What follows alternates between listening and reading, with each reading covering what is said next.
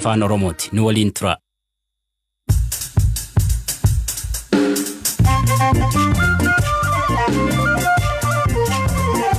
Yooyyaa ammallee yooyyaa dhaggeeffattoota BBC Afaan Oromoo sagantaan keenya Jimaataa jalqaba. Qophii teentarraa keessatti qoratuun dhalattuun Itoophiyaa taguugul iraariyamtee maal hojjechaa turte? Afrikaanonni teeknooloojii fuula namaa adda baasu bakka biraatti hojjetamee nu biratti ni hojjeta jedhanii yoo callisanii fidan sirnaan hojjechuu dhiisuu mala. Jitook eegii lolii naannoo Tigraay keessatti eegalee maantu uumame bal'inaan isanitti himna. Kitaaba Siyaara irraa deebii akkamii eegaa jirti Bettiin? Dhugaa dubbachuuf homaa hin eegu. Hojiin koo barreessuu qofadha. Garuu biyya kana keessa sirbituun ana qofaa. Biyyi beela jabeen jiraatutti biyya nyaatan eessaa sagantaa keessa dhageettan. Oduu biraalee qabadee dhiyaadhaa an asli galgalooti nu waliin tura. Mootummaan Federaal Itoophiyaa tarkaanfii waraana Tigraay xumuramuu erga labseen booda kutaalee Tigraay hedduu keessatti lolitti fufee akka jiru dhaabbati biyyoota gamtoomanii beeksise. Rakkoo namooma Tigraay keessa jiru hammaata ta'uu fi ammallee deeggarsi dhaqqabsiisuu rakkisa ta'uu hima. Baqalaa Toomat bal'inaan isaniitti hima. Wanti waraana jedhamu hin jiru. Amma miseensota garee shororkeessaa kanaa kata'an namoota qubaan lakkaa'aman adamsanii qabuudha kan hafe. Obbo Zaadiq Abrahaa waajjira ministeera muummee Itoophiyaatti ministeera Dimookiraasiiti. Ammatti Tigraay keessa lolli adeemaa jiru hin jiru jedhu. Dhaabbati biyyoota gamtoomanii garuu ammallee kutaalee Tigraay hedduu keessa lolli jira jechuu AFP'n gabaaseera. Dhaabbatichi naannichi keessatti deeggarsa namoomaa gochuuf roobii darbe mootummaa Itoophiyaa waliin walii galus sababa lola adeemaa jiru kanaan kanneen miidhamaniif deeggarsa namoomaa gochuu rakkisaa ta'eera jedha. Kanneen deeggarsi namoomaa hatattamaa barbaachisu keessaa baqattoota Eertiraa 96 ta'an kaampii baqattootaa UN keessa jirani. Baqattooti kun erga lolli eegalees deeggarsa hin arganne nyaatii fi qorsi isaan qaban jalaa dhumateeraa ka jedhu ejensiin baqattootaa UN ammatti haalli isaan keessa jiran daran yaaddeessaa ta'uu hime. Baqattoonni ajjeefamuu fi kaampii keessaa butamullee gabaasaaleen jiru. Haa ta'u malee kana mirkaneessuun hin danda'amne. Mootummaan lolli tarkaanfii olaantummaa seeraa kabachiisuuti jedhu xumuramuu erga labsee torban guutuufi mootummaan kanaa jedhu malee aangawoonni TPLF lolli kun guyyaa itti eegale kaasee haga ammaa osoo adda hin citiin adeemaa jiraachuu dubbatu. Obbo Zaadiq Abrahaa kana ni waakkatu. Juntaan TPLF ammatti abbaa humnaa ganda keessaati. Gahumsa waraanaa lolaaf isa dandeessisu hin qabu. Loltuu hin qabu. Meeshaalee waraanaa gurguddaas hin qabu. Deeggarsa uummataas hin qabu. Kan ammaa kun lola miti. Wayita shaakalan sagaleen dhukaasaa dhagahamuu mala.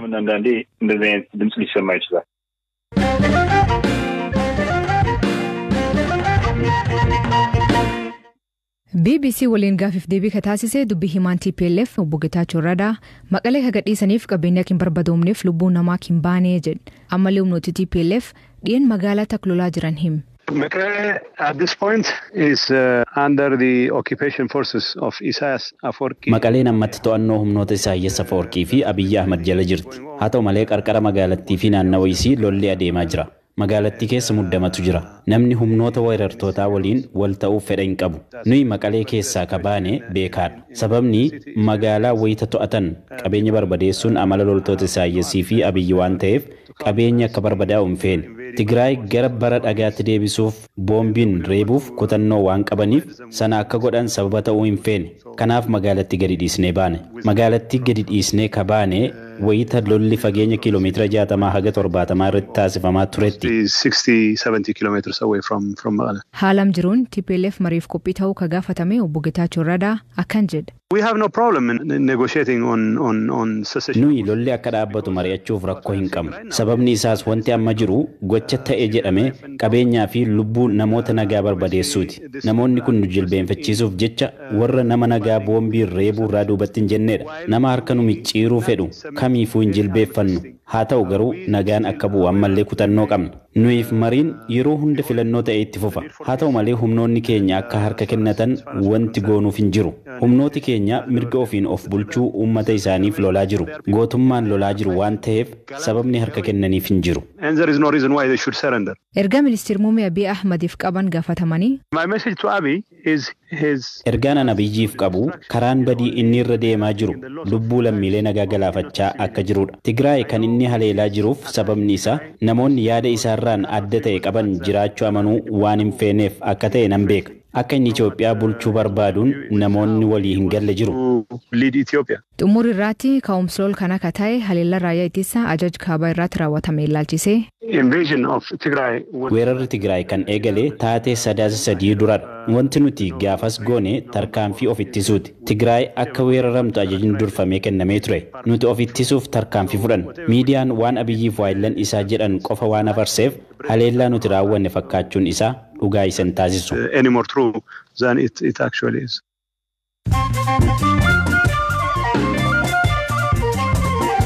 Dhaggeeffattootteen amma oduu gaggabaaboo isanii dhiyeessin. Xirunesh Dibaabaa atileetii dubartii jabduu waggoota 75 dabranii jedhee baruun Atleetiks Wiikilii filate. Gam dhiiraa kan filatame lammii Jamaayikaa Usain Bolt. Baruun Atleetiks Wiikilii sagalee dubbistoota isaanii kennaniin jar kan filate. Filannoon tun ayyaana hundeeffama baruu kanaa kan gan 65ffaa sababeeffachuuf. Facaasa koronaavaayirasii hir'isuuf guyyaa 100 jalqaba Oganskiyyaa lammiileen Ameerikaa maaskii keewwachuu qabdii jedhu filannoo pireezidantummaa US kan mo'ate Joo Baayiden. Akka Joo Baayiden jedhuutti yoo namni hunduu maaskii keewwate lakkoofsi nam koronaa argatu gad bu'aa jedhe. US keessatti nammiiliyoon 14,100tti dhukkubicha argate namni 100,000 fi namni 276 lubbuu dhabe. Pireezidantonni duraanii US Barack Obama, George W. Bush fi Bill Clinton hawaasii bu'a qabeessummaa fi nageenyummaa talaallii koronaavaayirasii ofii amanamummaa fudhatuuf talaallii COVID-19 TV gubbaatti fudhatanii uummata agarsiisuuf fedhii ibsan. Ragaan akka agarsiisutti lammiileen US hedduun talaallii fudhachuuf fedhii hin qaban. Kib Madagaskaatti beelii jajjabaatee nyaata dhabiisaaf jiraatuuti biyyeef rooqa wal keemmattee soorachaa jirtii jedhan. Oola waggaa 3 deemaa jiru kanaan nammiiliyoon 1,500 beeltii harka qabdii jedhan. Bulchaa magaalaa Naayiroobii Maayik Sonko amal fudhatama hin qabneen bulchiis gadhee jedhanii hoogansirra kaafama. Bakka bu'oota kutaa 122 tagumee bulchiis Naayiroobii keessaa 88 akka inni kaafam filatama. Carraan isaa amma harkuma murtiitiif seenetaa kee jira.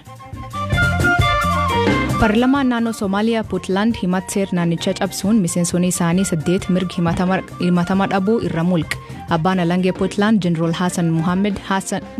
Hussein Mohammed seera baastonni tun amseer jala oolanii jedhe. Miseensonni garee mirga namooma Masrii 3 kabaatii dabre keessa Kaayiroo keessatti to'annaa jala oolfaman qeequmsi idil addunyaatiin wal qabatee gadhiifaman. Dhaabbanni mirga namooma mootummaa gamtoomanii garuu hidhaa kanaan doorsisaa jedhe.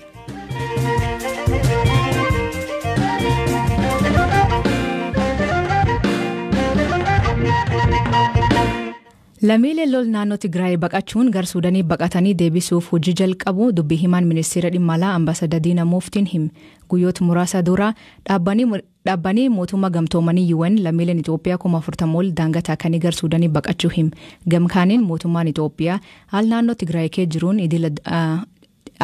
jiruun hawaasa addunyaa hubachiisuuf hojiilee dippiloomaasii hojjechaa akka jiran Ambaasaadar Diinaa Muuftiin hime. Baqalaa Tooma.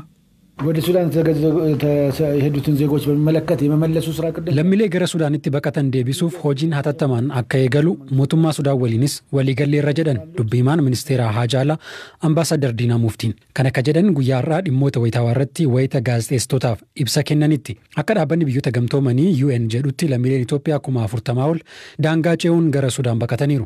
Lammiilee kunneen gara biyyaatti deebisuuf mootummaa Sudaan waliin hojjechaa akka jiran kan himan Ambaasaadar Diinaan eessa jiru meeqa eenyufaadha haala akkamiirra jiru ka jedhu adda baasuuf imbasiin Itoophiyaa hojjechaa jira jedhan yeroo dhiyoottis ni deebi'u jedhu. Kana malees kutaalee naannoo Tigraay rakkoon itti uumametti qorichawwan dabalatee meeshaaleen deeggarsaa biroo ergamuusaa akka himan ambaasaadarichi hojiin bu'uuraalee misoomaa akka tajaajila telekoomii ibsaa fi kanneen biroo deebisuus hojjetamaa jiraachuu dubbatan. Gama kaaniin tibbana haala naannoo Tigraay keessa deemaa jiru walqabate gamtaan Awurooppaa iyyuun deeggarsa Itoophiyaaf laatu dhaabuu akka danda'u miidiyaalee tokko tokkoon gabaafamaa ture. Dhimma kana gaazexeessitootaan kan gaafataman dubbiimaan ministeera Haajaalaa Itoophiyaa Ambaasaadar Diinaa Muuftii oduun akkas jedhu oduu sobaate jedhan. ለምሳሌ የአውሮፓ ህብረት ድጋፍ ለኢትዮጵያ አቆማለሁ fakkeenyaaf gamtaan Awurooppaa deeggarsa Itoophiyaaf kennu nan dhaaba inni jedhu oduu sobaa akkuma oduuwwan kaanii tamsaafamaa turaniiti jedhan. Gama biraatiin mootummaan isaanii haala naannoo Tigraay keessa jiru hawaasa addunyaa hubachiisuuf hojiilee dippiloomaasii hojjechaa akka ture ka himan Ambaasaadar Diinaan torbeewwan lamaan darbanitti aangawoota biyyoota garaagaraa akka akkasumas bakka bu'oota dhaabbilee idil addunyaa biyyattii keessa jiran waliin mari'atamuu dubbatan. Ministeerri muummee ittaanaa fi ministeerri haajaa alaa Dammaqa Makonnin aangawoota biyyoota akka France, Germany, United Kingdom, Italy fi gamtaa Awurooppaa waliin mari'achuu isaaniis yaadachiisaniiru.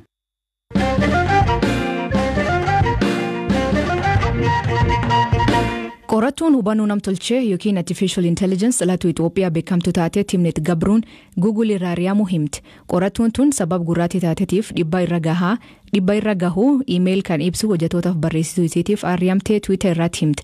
Hojjettoonni Google 500 olii hojii irraa ari'amuu isii mormuun hooggantoota dhaabbatichaatiif xalayaa barreessan. Timnet teknooloojii fuul namaa addaan baasuu ka fuul nam gurraacha addaan baasuu hin dandeenye irratti qorannoo hojjetteen beekamti. Gaaffii deebii waggaa lama duraan BBC waliin goote haal qorannoo kan irra hojjetee dubbatti. መጀመሪያ እኔ አልነበርኩም የጀመርኩት ይሄንን ጥናት ጓደኛዬ MIT jalqaba qorannoo kana kan eegale ana hin turre hiriyaa koo mana barumsaa MIT barattu Ijoo jedhamtudha kan eegale isheenis dubartii gurraattiidha yeroo tokko piroojeektii aartii wayii qabdi turte sanirratti teknooloojii fuula namaa adda baasu fayyadamuu barbaadde yoo yaaltu fuula ishee dubbisuu dadhabe teknooloojiin sun fuula nama adii isheen waliin galtuu ni arga fuula kan ishee garuu arguu dide san booda maaskii nama adii fakkaatu fuulatti haguuggatte jennaan fuula ishee dubbise kanarratti qorannoo sirnawaa ta'e haa goonu jenneetu kan eegalle nuyi qorannoo kana kan gooneef gurraachota waan taaneef qorannoon akka kanaa maaliif akka barbaachisu nuuf gala afrikaanonni teknooloojii fuula namaa adda baasu bakka biraatti hojjetamee nu biratti ni hojjeta jedhanii yoo callisanii fidan sirnaan hojjechuu dhiisuu mala wanti akkanaa maaliif teknooloojii siif ta'u ati ofii keen hojjechuu akka barbaachisu natti agarsiisa. ቴክኖሎጂ አንቺ ራስሽ ለምን መስራት እንዳለብሽ የሚያሳየኝ ነገር ነው እኔ Google amdura waldaa hojjetoota hundeessituuf socho'uu jechuun hojjetoota 4 seera laan hojirraa ari'amuu jedhanii himatam. Google balleessa uumaatu hin qabnu jedhan.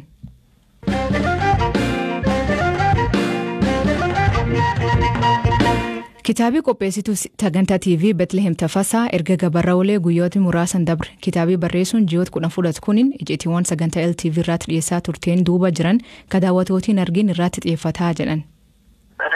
እና የኤልቲቪ ሚስጥሮቼ ነው እና የሚዳስሰው ከቃለ መጠይቁ ጋር mata dureensaa anaaf iccitii koo LTV jedha kitaabichi dhimmoota afgaaffii aan dhiyeessaa ture irratti hin baane ilaallata iccitii kan inni jedhames waan namni hin beeknee fi miidiyaa irratti hin tamsaane gatii ta'ee fi gaaffii fi deebii 70 ture kan hin hojjedhe garuu kitaabichi hunda hin qabanne warreen falmisiisoo turan erga sagantichi darbee boodallee namoonni yeroo dheeraaf irratti dubbachaa turan akkamiin akka hojjetaman namootni gaafataman isa dhiyaateen duuba maal akka jedhanii fi kan namni hin argine ibseen barreesse namni kan argu isa gulaalamee dhumarratti baheedha isa dura garuu hojii gaazexeessummaatti adeemsi baay'een jira kanaaf seenaa ofii koo fi keessummoota koo waliinis ture kan dubbisaan hin shakkinee fi tilmaamuu hin dandeenye qabateera baay'ee miti malee seenaan koos jira.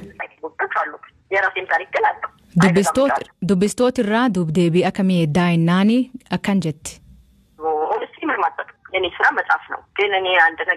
dhugaa dubbachuuf homaa hin eegu hojiin koo barreessuu qofadha garuu biyya kana keessa sirbituun ana qofaadha daldalaan ana qofaatu barreessaan jechuun namoonni of tuulan jiru ani kanaaf dantaa hin qabu hojiin koo indastiriiwwan unuun ala hin ta'u jedhaman cabsanii seenuudha duulli arrabaa fi ana qaanessuu kan durii caalaa dhufuu mala garuu kanaafis dhimma hin qabu waan addaa tahee dubbisaan itti gammada jedheen waan hin eegu miti hojiin koo barreessuudha maxxansees gabaaf baaseera kan barbaadetti fayyadama kanaan ala garuu kanan morkachaa jiru warreen barreessuun unuuf qofa waaqaa yookiin uumamaan nuuf kenname jedhanidha miidiyaalee hojii hogbarruu cabseetan seena hangan lubbuun jiru yaadni bilisaan akka dubbatamu nan taasisa.